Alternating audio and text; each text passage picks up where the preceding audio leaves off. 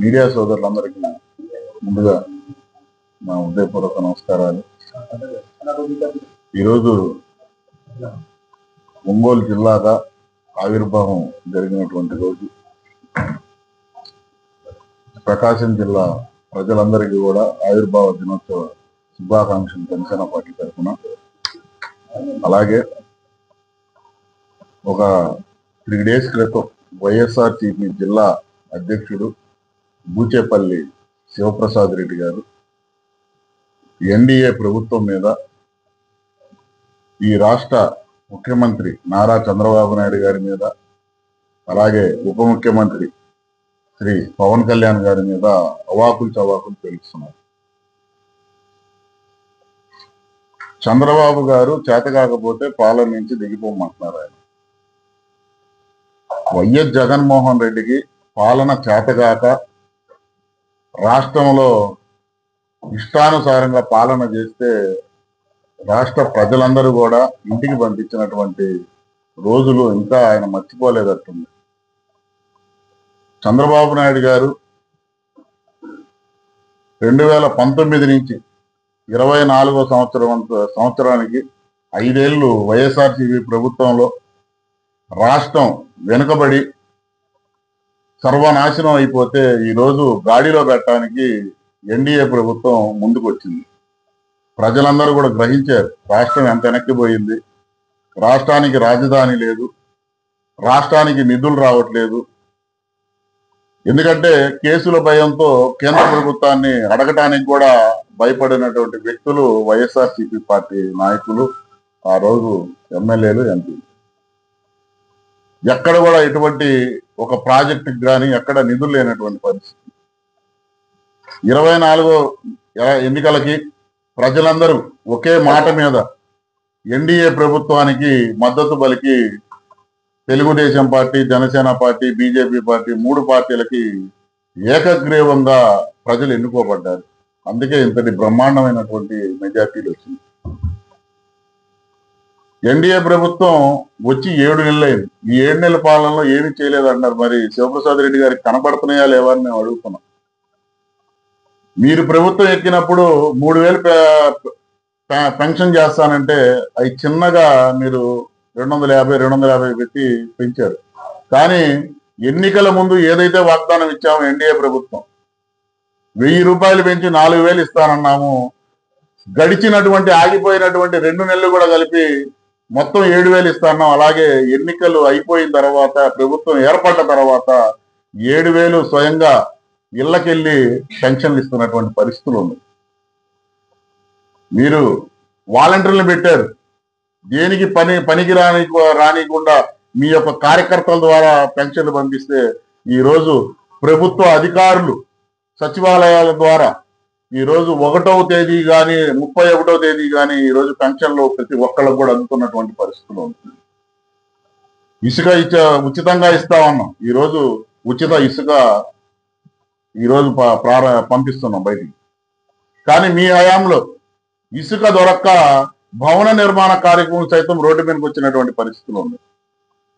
సంవత్సరానికి 3 గ్యాస్ సిలిండర్లు ఇస్తానన్నాం దీపం పథకం కింద. అది అమలు చేస్తున్నాం. 7 నెలలు అయితే మీరు 7 నెలల్లో ఏమి చేయలేదని మీరు ఎట్లా చెప్తారా? అలాగే దివ్యాంగుల పెన్షన్ 6,000 పెంచాం. మరి ఇవన్నీ శివప్రసాద్ రెడ్డి గారికి కనబడలేదా అని మేము అడుగుతున్నాం. చెత్త పన్ను రద్దు చేసాం, ల్యాండ్ టైటిల్ యాక్ట్ రద్దు చేస్తామన్నాం, అది రద్దు చేసాం.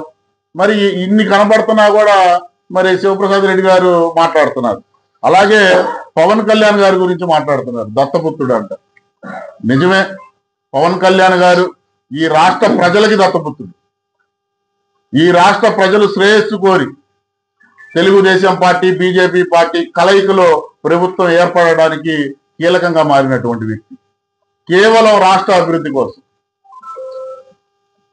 గతంలో మీ నాయకుడు చెప్పాడు, వైఎస్ జగన్మోహన్ రెడ్డి దత్తపుత్రుడు, నా ఇంటికి కూడా పీకలేరని. కానీ ఈ రోజు ఏమైంది? పవన్ కళ్యాణ్ గారు ఆ రోజే చెప్పారు, వైఎస్ఆర్సీపీ అనే పార్టీని పాతాళానికి తొక్కేస్తారని. ఈ రోజు అదే జరిగింది. జగన్మోహన్ రెడ్డితో కలిపి ఈరోజు 11 మంది శాసనసభ్యులు ఉన్నారు. మరి నిజంగా ఈ రాష్ట్రంలో అభివృద్ధి జరగకపోతే మరి ఇదే శివప్రసాద్ రెడ్డి దర్శి శాసనసభ్యుడిగా అసెంబ్లీకి పోయి అసెంబ్లీలో లేవనెత్తొచ్చు కదా ఈ సమస్యలన్నిటి మీద కూడా మేము అడుగుతున్నాం. ప్రజలు కట్టినటువంటి పన్నుల రూపంలో మీరు జీతాలు తీసుకుంటారు. ఈ ప్రభుత్వం సౌకర్యాలు ఎమ్మెల్యేగా మీకు సౌకర్యాలు కల్పిస్తుంటే అవన్నీ కూడా వాడుకుంటూ ప్రభుత్వం మీద బురదల్లే ప్రయత్నాలు చేస్తున్నారు. మరి మీరు అసెంబ్లీకి వెళ్ళి సమస్యల్ని లేవనెత్తే దమ్ము మీకుందా అని మేము అడుగుతున్నాం. గత ప్రభుత్వంలో కూడా నారా చంద్రబాబు నాయుడు గారి సతీమణిని వ్యక్తిగతంగా దూషించినప్పుడు కూడా చంద్రబాబు నాయుడు గారు నేను అసెంబ్లీకి రాను, నేను ముఖ్యమంత్రి అయిన తర్వాత వస్తానన్నా సరే తెలుగుదేశం పార్టీలో ఆనాడు ఉన్నటువంటి శాసనసభ్యులు ప్రజా సమస్యల మీద అసెంబ్లీలో గొంతెత్తారు. మరి ఈరోజు ఎందుకు రావట్లేదు మీరు? అంటే మీరు అధికారంలో ఉంటేనే అసెంబ్లీకి వస్తారు, లేకపోతే ప్రజా సమస్యలు మీకు పట్టవు. మరి మీరు అభివృద్ధి మీద మీరు మాట్లాడటం ఏంటి? చాలా అసహ్యంగా ఉంది. ప్రజలు కూడా చాలా నవ్వుకుంటున్నారు మీ గురించి. మాట్లాడేటప్పుడు ఒక హుందా ఉండాలి. మీకు దర్శిలో వచ్చింది కూడా చాలా తక్కువ మెజార్టీ. ఇదే విధంగా కనుక మాట్లాడితే ఈసారి మీ సీటు కూడా పోయిద్ది. ఈ ఉన్న 11 సీట్లు కూడా చివరికి సింగిల్ డిజిట్ గా ఒక సీటుకి పరిమితం అయ్యే పరిస్థితులు వస్తాయి వైఎస్ఆర్సీపీ పార్టీ. ఎందుకంటే గతంలో ఎలా మాట్లాడినటువంటి వ్యక్తులందరూ కూడా ఈ రోజు జనసేన పార్టీ గేటు దగ్గర నిలబడి మమ్మల్ని జనసేన పార్టీలో చేర్చుకోండి అని చెప్పి బతిమిలాడే స్థాయికి జనసేన పార్టీ ఎదిగిందని చెప్పి చెబుతున్నాం. కాబట్టి జనసేన పార్టీని విమర్శించే ప్రతి ఒక్క వైసీపీ నాయకుడు కూడా హెచ్చరిస్తున్నాం, మాట్లాడేటప్పుడు నోరు అదుపులో పెట్టుకొని మాట్లాడారు. గతంలో మీ ప్రభుత్వం ఉన్నప్పుడు అసలు పంచాయతీ శాఖ ఎవరు నిర్వహిస్తున్నారో కూడా తెలియదు. నేను నా మీడియా మిత్రులందరికీ ఈరోజు ప్రకాశం జిల్లా ఏర్పడిన రోజు మనందరం చాలా సంతోషమైన రోజు. ఈరోజు పెద్దలు షేక్ రియాజ్ గారు కొన్ని అంశాల గురించి మాట్లాడారు.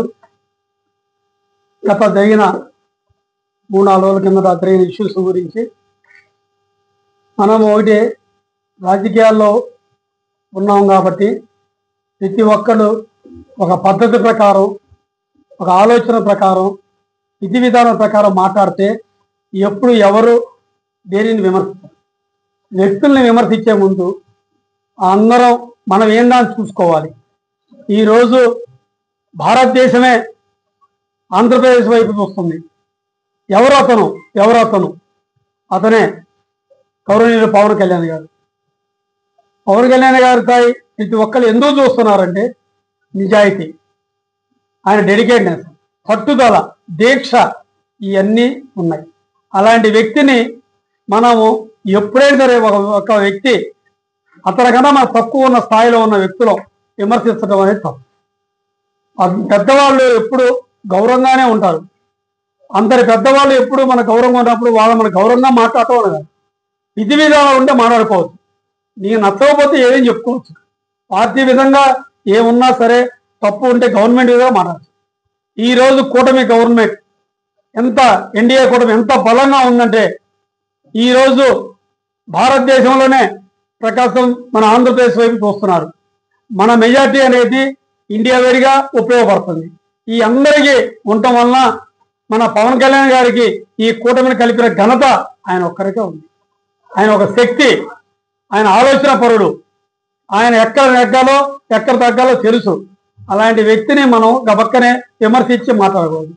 ఈ కూటమి అనేది ఎంత బలంగా ఉందంటే ఈ రోజు రాబోయే 7 నెలల్లో ఎంతో అనుకూలంగా ఎన్నో రోడ్లు కానీ ఇది కానీ పంచాయతీ రాజులో ఎంత ముందుకు తీసుకెళ్లారంటే పంచాయతీ రాజు ఇన్ని పనులు చేయొచ్చా అనే ఆలోచన పంచాయతీలో ఉండే పెద్దలకి, చెట్టు కింద కూర్చుండే పెద్దలందరికీ అర్థమైంది. అమ్మో, ఈయన పవన్ కళ్యాణ్ గారు ఎంతో గొప్ప వ్యక్తి, ఇన్ని రకాలు చేస్తున్నారు. ఒక్కసారిగా ఆగస్టు 15కి ఇచ్చిన డబ్బులను చూసి బిత్తరపోయారు.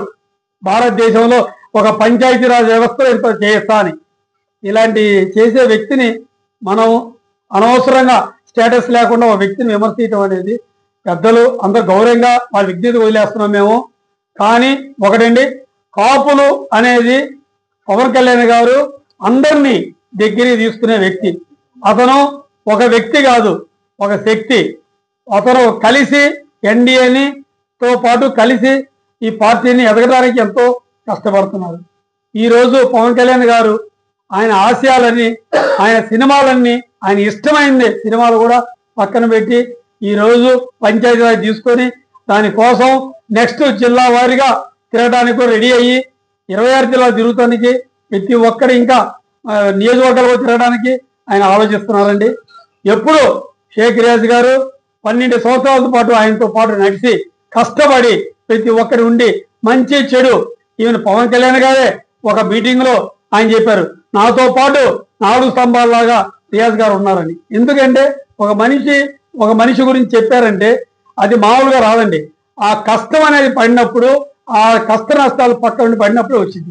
అలాంటి వ్యక్తులు ఎంతో ఉండబట్టి ఈరోజు జనసేనని ఒక లెవెల్ గా తీసుకొచ్చారు.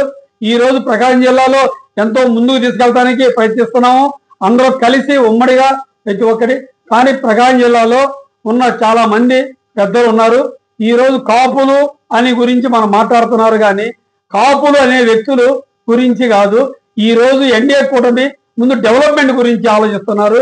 ఈ డెవలప్మెంట్ గురించి కూర్చొని అయిన తర్వాత ఎవరైనా మన కొత్త ఇల్లు మనం చేరతాం, లేదా ఈ రెంట్కి తీసుకొని చేరతాం. ఏదైనా ఇల్లు మొత్తం శుభ్రం చేసుకొని సెటిల్ అయిన తర్వాత ఆ రోజు కూర్చొని మన ఇంటికి మనం తినడానికి ఆలోచిస్తాం, కానీ ఇంట్లో వెళ్ళంగానే నువ్వు శుభ్రం చేయకుండా మనం ఆలోచిస్తాము. అట్లే గవర్నమెంట్ వచ్చి 7 నెలలండి, ఇంతవరకు ఇంకా ఏం కాలా. 9 నెలల వరకు కంప్లీట్ కాలా. అంటే ఒక బిడ్డ పుట్టడానికి 9 నెలలు అయింది. ఆ 7 నెలలు అయిన తర్వాత కూర్చొని 4 నెలల్లో కూర్చొని అన్ని రకాల ఇవ్వాల్సిన ప్రతి ఒక్క డివిజన్కి, ప్రతి ఒక్క కులాన్ని దగ్గరికి తీసుకోవాల్సిన బాధ్యత ఎన్డీఏ కూటమికి ఉంది. వాళ్ళందరూ చేయాలని చెప్పి ఆలోచన విధానంతో ఉన్నారు. ఈ రోజు ఎంతో గౌరవనీయులు ముఖ్యమంత్రి నారా చంద్రబాబు నాయుడు గారు, ముఖ్యమంత్రి గారు ఎంతో ఆలోచన పరుడండి. ఆయన ఎంతో డెడికేటెడ్నెస్ గా, ఎంతో పద్ధతిగా, ఎంతో ఆలోచనతో ఉన్నారండి. అండ్ నెక్స్ట్ లోకేష్ గారు, ఇలా ముగ్గురు కలిసి పవన్ కళ్యాణ్ కలిసి ఒక కూటమితో ఉంటే భారతదేశంలో ఉన్న ఎన్డీఏ కూటమితో కంటే ఇక్కడ ఉన్న ఈ ముగ్గురు కూటమి అనేది ఎంతో వినయంగా, ఎంతో పద్ధతిగా ఉందండి. ఆలోచన విధానం అనేది మనిషి ప్రతి ఒక్కళ్ళు మరి వాళ్ళ విజ్ఞత వదిలేస్తున్నాం. కానీ పవన్ కళ్యాణ్ గారు దత్తపుత్రుడు గారు, గౌరవనీయులు షేక్ రియాజ్ గారు చెప్పినట్లు ఆయన అందరికీ దత్తపుత్రులాగా ఆయన ఎప్పుడూ ఒక విజ్ఞత గల వ్యక్తి అండి. ఆయన మనం విమర్శించడం అనేది పెద్దలు ప్రతి ఒక్కరు ఎవరైనా సరే, చిన్నవాళ్ళు పెద్దలైనా అది మంచి పద్ధతి కాదు. మనం ఆ ఒక్క వార్డు వల్లే ఈ రోజు ఇన్ని సీట్లు వచ్చినా అందరూ అంటున్నారు. అది కూడా నేను కూడా ఏకీపిస్తున్నాను. అలాంటి మాటలు మనం మాట్లాడటం కంటే అందరూ కలిసి ఇంకొకసారి ఆలోచించాలని, అన్న మాట వెనక్కి తీసుకోవాలని చెప్పి మేము వాళ్ళందరికీ విజ్ఞప్తి చేస్తూ ఈ రోజు వచ్చిన అందరికీ థ్యాంక్ యూ వెరీ మచ్.